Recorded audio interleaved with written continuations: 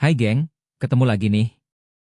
Kali ini kita akan membahas kenapa awan tidak jatuh padahal beratnya ratusan ton. Jangan lupa untuk subscribe dan aktifkan lonceng notifikasi channel ini ya, agar kalian tidak ketinggalan video menarik lainnya.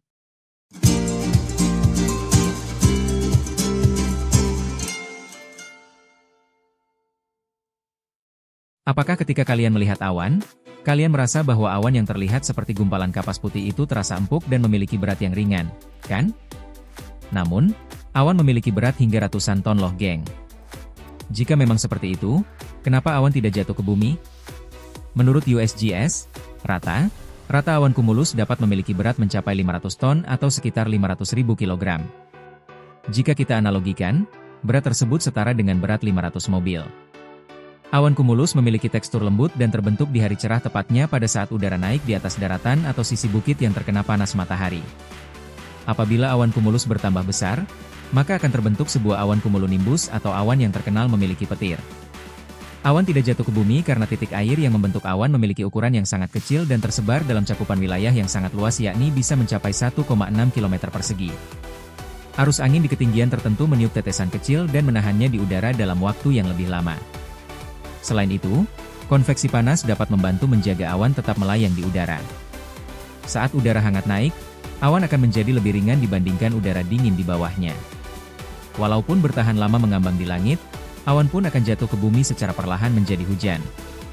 Udara hangat dari bumi pun membantu awan tetap mengambang hingga pada waktu tertentu bobotnya semakin berat dan akhirnya jatuh ke bumi.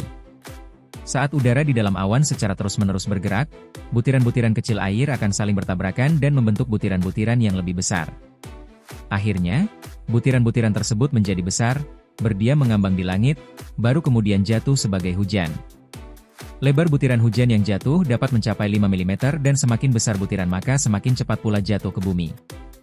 Sedangkan pada fenomena salju, kristal es yang ada dalam awan saling menempel dan membentuk gumpalan besar lalu jatuh ke tanah sebagai salju.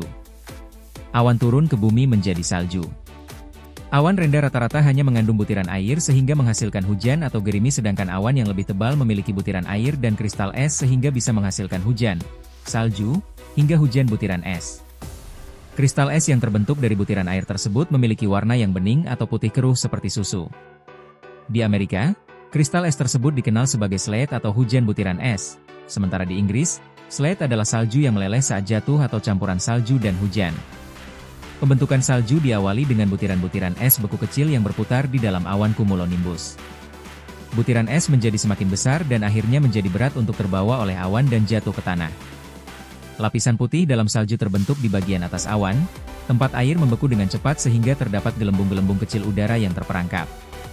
Sedangkan, lapisan udara yang bening terbentuk lebih lambat di bagian awan bawah yang memiliki suhu lebih hangat. Itulah penjelasan kenapa awan tidak jatuh ke bumi. Itu saja pembahasan kita kali ini. See you in the next video. Bye-bye. Mago.